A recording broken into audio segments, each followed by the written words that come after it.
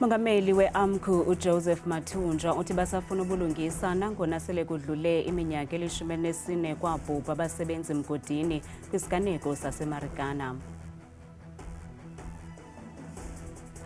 Umama waseKapa uthi utata wabantwana bakhe abathathu wabathatha ngaphandle kwemvume nangona kukho ividiyo yabantwana kumaqonga ezonxibelelwano kodwa amapolisa athi abantwana balahlekile.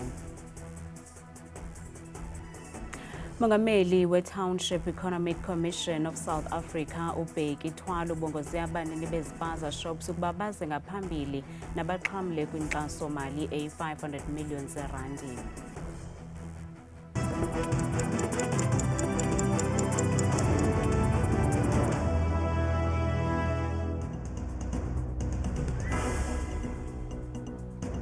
Senibulise emakhaya kanti andambe ndodwa andamba nophumza sikhumba noyitoliki yolungu lwezandla. Mongameli we-AMCU uJoseph Mathunjwa uthi igazi labasebenzi mgodini ababhubha kwisiganeko sokudutyulwa ze babulawe ngamapolisa eMarikana lisafuna ubulungisa nangona sele kudlule iminyaka eli-14. uMathunjwa ukuthethe oku ngethuba lomsitho nobanjwa iminyaka le nalapho kuqatshelwa esi siganeko sokutshaba kwabasebenzi mgodini. Comrade, 14 years later, the blood still demands the truth. Still, the blood of Comrade Mambush and the 34 mine workers still demands justice, still demands accountability, still demands economic emancipation. Uphinde wakhwela ezehlela kurhulumente weli ngelithi mayichithwe ipalamente njengoko kungekho bunkokheli.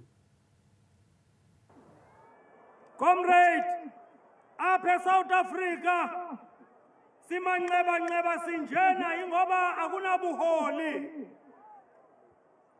Ipalamente igcwele abantu esingatsho ukuba benza into. Kuhle logogo nomkhulu phaya kweyapalamente abalibele ukutya isinefu phaya bangekho into abayenzayo. Izwe libe lilahleka. Ligcwele amasela agijima ngama-blue lights kodwa siyafa ubusuku nemini. Sithi si-AMCU, let's dissolve this useless parliament. Let them go out and seek work. Let them go out to follow the SASSA line early in the morning at 4 a.m. and sit in that queue and sit in that cold and waiting for the SASSA grant.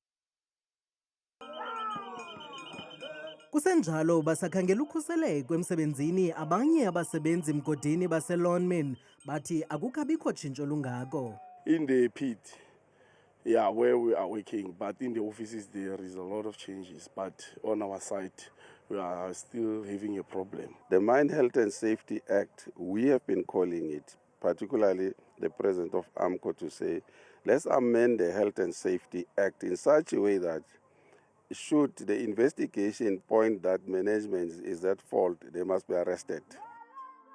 Kwabo basolekayo kuquka amapolisa, amagosa ezokhuselo nabaqhankqalazi ababesilwela umrholo oyi-12,500 yeerandi nangoku bathi basafuna umrholo wabo uphuculwe.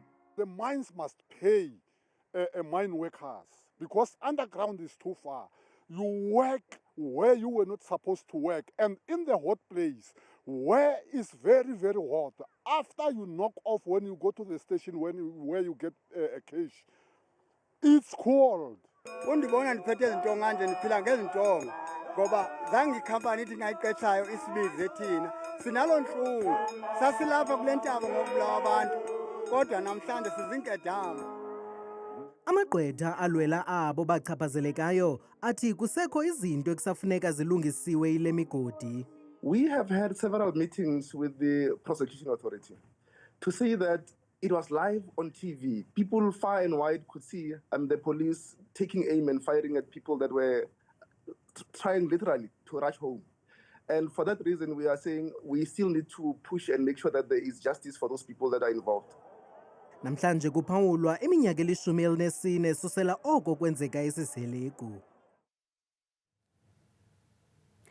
Lisaqhuba iphulo lokukhangela abantwana abathathu kwikhaya labo elise-Elsies River eKapa kwaye ngoku sele kuphela iintsuku ezingama-20 aba bantwana bedukile. Ushicilelo lwevidiyo ejikeleza kumaqonga ezonxibelelwano lubonisa omdala kwaba bantwana ehleli notata wakhe kodwa amapolisa athi abantwana balahlekile. U-Alessia Khumalo oneminyaka yesi-7 ubudala, uPerez Khumalo oneminyaka 4 kunye no-Atara Khumalo ononyaka omnye ubudala bagqityelwa ukubonwa ekhaya labo ngomhla wama-27 kuJulayi. Umama wabo uthi aba bantwana bathathwa endlini nguyise wabo ngelithi uyokubathengela izimuncumuncu. He took the kids and said he's taking the kids to McDonald's for ice cream, then they're going to come back home. So he went to fetch my daughter at school in a uniform, and then they went to wherever they were going with. They never went to McDonald's. So I was on my break at work and I said, okay, let me video call and see how the guys are doing. To find out he doesn't want to answer my calls, I asked him what is happening, why not answering my calls. He's telling me it's network. I said, this is not network because your phone is ringing. You understand? Then afterwards he blocked me. Ividiyo ethe ndi kumakhasi onxibelelwano ibonisa umntwana omdala engonwabanga noyise kwindawo engaziwayo. Unozala ubongoza uyise ukubanikezele ngabantwana emapoliseni. Just please, if he can also just drop the kids at the closest police station, or we can go through social workers. I would really drop this case if he just brings the kids home safe. Owasetyhini obegada aba bantwana uthi uxhelekile sesisehlo. Oh, I feel very sad and I cannot eat, I cannot sleep because the children was in my care. So I was looking after the children because I love them to my own.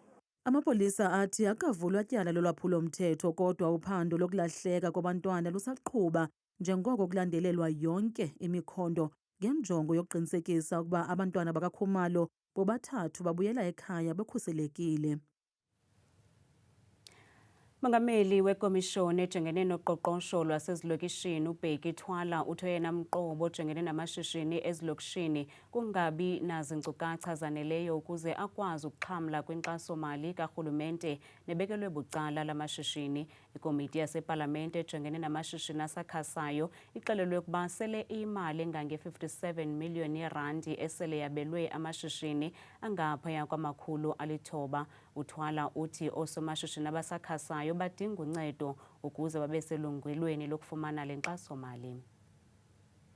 Inkqubo yokunikezela kwenkxaso-mali kumashishini asekuhlaleni idala isankxwe nanjengoko kwimali engange-500 million yeerandi sele kusetyenziswe malunga ne-57 million yeerandi kungoku nje. Ukanti eyona ntsusa yokukhutshwa kwesi sibonelelo kwasekuqaleni yimingeni ejongene nala mashishini equka ubuqhophololo kwanolwaphulo-mthetho. Remember, in 2023, there's 2 kids who died in Naledi, and then we've been engaging with the government to say, look, it's very important to regulate this whole issue of some of the businesses and the sectors in the township. But then when the 7 kids died the following year in October, and then it's when government started saying, let's regulate sponsor shops, let's register them and all that, right? And then after that process, now there was the launch of the 500 million rand sponsorship fund, which we need to unpack and and also demystify so that people they understand how this whole thing came about. Eyona nto ibangela ukuba ihambe ngonyawo lonwabo le nkqubo yimiqathango ethile ekumele ilandwele ngabo bajonge ukuzuza kule nkxaso-mali. There's 3 things that you need to go through. One, you need to have what we call the compliance issue, which is now the business compliance. When we talk about business compliance, we're talking about registering a company, CIPC, opening up a bank account. That's the first phase. Then the second phase, you need then to register for the industry compliance, where you're talking about now the trade license, the trade permit, the COA, the certificate of acceptability, and you name it. Once you tick that box, then the last part is now the application now for funding. Kungoku nje kukhangeleka kunemiqobo yodala ukungafiki kwemali kubanini bamashishini noxa besithi bazifakile izicelo. Ngokwenkcukacha Manani, iphondo laseNtshona Kapa lelona liye laphulukana nemisebenzi emininzi kwikota nekota. Kwikota yesibini, eliphondo liye laphulukana nemisebenzi eyi-48,000. Umbuzo ngoku ngokuba ingaba oku kubangelwa yintoni kwaye kuthetha ukuthini kubantu abasakhangela imisebenzi kweli phondo. Iinkcukacha Manani zeli loMzantsi Afrika zibonisa ingxaki yentswela-ngqesho nekumyinge ka-33.6% kuluntu jikelele. Kodwa olona phando lothusayo lwamva nje yingxaki yokungasebenzi kwabasetyhini nesele iqikelelwa kumyinge ka-37.5% ngokwengxelo yakutshanje. Ulwamvila luyavakala emakhayeni. I was unemployed from June, went through a retrenchment process, not really a retrenchment process, but it was a performance management process where eventually my whole team of about 15, 16 were all let go through this process. But I found myself in a situation where I went from breadwinner to being fended for.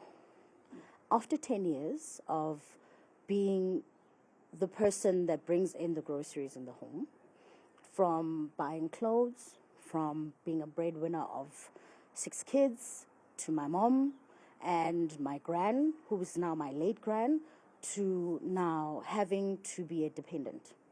Ubuyitumelo unabaphawule ngehlazo nobunzima obudalwa lolu tshintsho, nanjengoko uninzi lwabasetyhini luye lubhenele ekuxhomekekeni kumaqabane abo nasekuthengiseni ngomzimba njengelinge lokugxotha ikati eziko. It's not just a number, it's reality. It's you getting to see what it's really doing, the crux of it, to your neighborhood, how these little girls turn to be what they are from, it's called a hustle now, where they would have to go out and look for a man that's working and now have to adjust to selling themselves in a way. Uninzi lwamanina lufuna umsebenzi kwaye oku kuboniswa ngamanani engqesho ahlileyo. Kungoku nje iintsapho ezininzi ziphila ngemali yesibonelelo sikarhulumente. Inkokeli yeqela le-MK Party umnumzana Jacob Zuma ephelekwe ligqiza lalo mbutho bakutyelelo lweveki yonke kwiphondo laseMpuma Kapa nalapho beza kufakana imilomo neenkokheli zomthonyama kulo lonke eliphondo. Eli qela lithi kubaluleke kakhulu kulo uqinisa ubudlelwane nabantwana begazi kwakunye neenkokheli zasekuhlaleni nanjengoko lifuna ukukhula kweli phondo. Namhlanje ke umnumzana Jacob Zuma ebetyelele ityalike iBridge to Heaven eZimbane eMthatha njengenxalenye yephulo lokugaya inkxaso yonyulo lomasipala.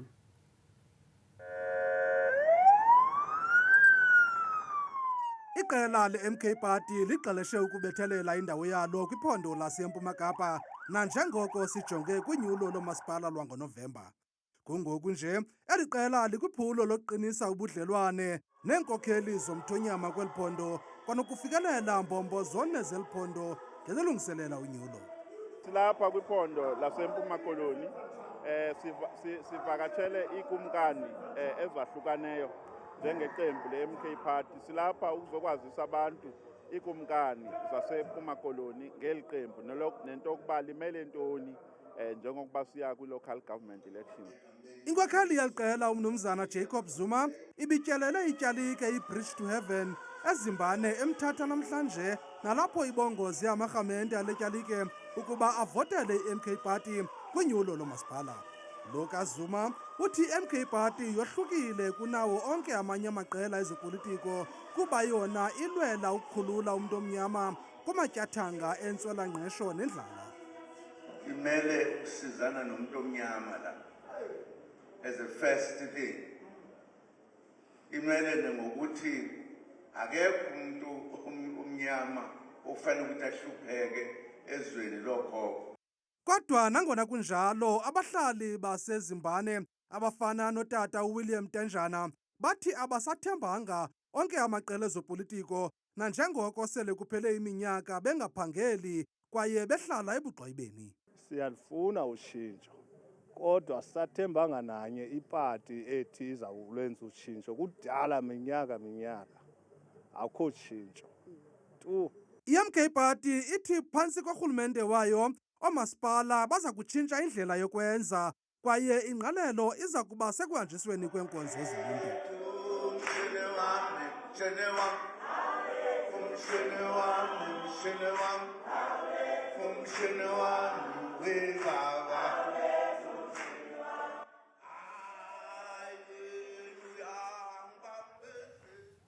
Sekela Mongameli we-United Democratic Movement uNqaba Yomzi Kwankwa uye wabhengeza uzolo njengomgqatswa kwisikhundla sikasodolophu kumasipala waseBuffalo City. uKwankwa uthi njengenzalelwane yalo masipala ugqibe kwelokuba athabathe luxanduva kuba umbutho wakhe uye wabongozwa ngabahlali balo masipala kuba ubahlangule kulawulo olukuyo kulo masipala. Ubomi baseBuffalo City ndibazi mhlane ezolo kuba rhoqo xa kufuneka ndigodukile ndigodukela kulo masipala ndikhawulelwe zii-potholes ndifumane ukungabikho kwamanzi ezilalini ePerimetion kwahleke nokuthutha amanzi kwezinye iindawo nokufumanisa ukuthi ikhuntswelane nesho apha oosomashishini bayavala bayahamba kukhona abantu abahlalayo apha abanezindlu abakhalaza ngee-property rates zabo nee-inflated valuations into abasebenzela umasipala kodwa intswelane nesho nentlupheko eyona nto ibangela siqonde ukuthi nendlela ekuphathwa ngayo imali ejene kulo masipala audit report after audit report yonke iminyaka usawubona ufumanisa ukuthi i-irregular expenditure into eseyiqhelekile apha ukuba i-project spend millions of rands zingacomplethwa kungarecoverishwa mali from service providers into yalapha uba kungabanjwa umntu there's no consequence management ukuthi abantu xa bethe benza loo nto bayenzileyo baba imali karhulumente benza i-regular expenditure and unauthorized expenditure ne-wasteful expenditure kungabikho consequences. Sithe ke thina xa sibona le nto simane sisizapha sasinyuka sifake ijemu ebantwini ngabantu baseBuffalo City abathembe bathi masibahlange. Ukwathi uza kufaka nemilomo noosomashishini kulo masipala ngelokuqinisekisa ukuba abemi beli bayawafumana amathuba engqesho kula mashishini. Ndifuna uqiniseka ukuthi ndidibana nabo oosomashishini ngobuninzi babo. Siyazi ukuthi imicelimngeni yabo ithini, zintoni abazilindeleyo kurhulumente, zintoni ezingakhange zenzeke. Kodwa into esingasoze sikwazi ukuyibe siyitolerate asizuyimela tu yinto yoba abantu baqeshe illegal and undocumented immigrants eBuffalo City endaweni ye-South Africans kuba befuna uzi-exploita. Enye into sizaphinde siyijonge into yoba la mashishini wabona egcwele isigange egcwele nedolophu yonke na ingaba they are properly registered, ingaba they are legal apha eMzantsi Afrika nendlela bonke banee-licenses uba kukho itax efana ziyabhatalwa. Kodwa kaloku urhulumente yena unoxanduva loqiniseko ukuthi umasipala ucocekile, umasipala uyazisa iinkonzo ebantwini kuba usoze ukuthi une-collapse in-infrastructure ulindele uba you can be able to attract investors and attract people.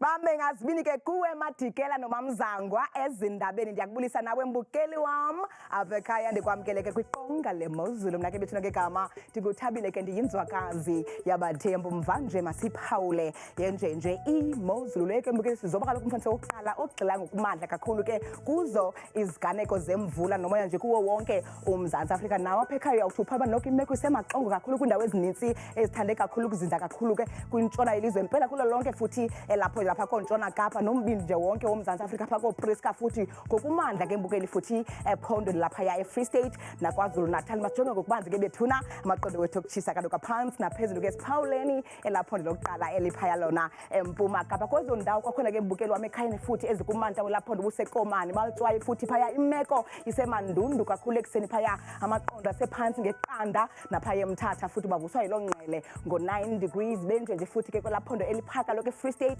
nelisancamini kaloku kuMzantsi Afrika mpela futhi kwakhona ke kumbindi namazantsi kwelaphondo wena mhlawumbi uhlala phaya koBloemfontein futhi yiloo nkwankca nomoya obhudla kakhulu ngo-1 ngomso xa bevuka kanti futhi nantsi iMozulu mbukeli kwiphondo ke laphaya entshona Kapa ndawo ezininzi futhi ezisondele kakhulu phaya kunxweme njengapha koFredendal kumazantsi futhi eKapa Cape Agulhas napha koWorcester futhi yile ngqele nje yonke intsasa yabo yangomso ngo-7 benjenje futhi ephondweni ke mbukela lapha kaloku ko-Northern Cape kwindawo ezininzi futhi ezizinze phezulu phaya kwelaphondo njengaphaya koKuruman, Alexandra Bay futhi ngasenqwemeni naphaya eSpringbok umoya uyabhudla kakhulu ngo-14 degrees. Nansi imozulu mbukeli futhi kwiphondo kaloku laphaya eNorthwest kwezo ndawo futhi ezikumbindi namazantsi kwelaphondo njengaphaya koKlerksdorp umzekelo lapha koBloemhof futhi yingqele nokuxhaphaka kakhulu komoya obhudlayo ngo-3 ekuseni kanti imozulu mbukeli yenjeje ephondo ke laseGauteng apho sikhoyo thina ngalo mzuzu mpela phaya kundlunkulu welaphondo busePretoria amazantsi futhi Carletonville iyabikwa inkwankca ngexesha lasekuseni noxa kucwengile futhi ngo-5 degrees. Newcastle siphawule iphondo laphaya eLimpopo ndawo ezininzi futhi ezikumazantsi nentshona phaa kwelaphondo buzinze phaya koThabazimbi bilabila futhi phalaburwa kwimpuma yelaphondo kwasekuseni futhi ku-10 degrees kanti imozulu futhi ephondweni lasempumalanga kwindawo ezininzi futhi ezikumazantsi nempuma kwelaphondo wena ohlala phaa ko-Ermelo futhi ekuseni kucwengile phaya kuvukwa naphaya emalahleni amaqondo baphantsi ayalingana ngo-4 degrees. Mandivale ndisonke imozulu ngephondo lokugqibela ke eliphaya kwaZulu Natal ndawo ezininzi zelaphondo futhi kwimpuma namazantsi Pietermaritzburg kwasekuseni ku-9 degrees naphaya eThekwini kucwengile kumyoli ngo-14 degrees. Mna ndikuthanda kangaka xajele myoli.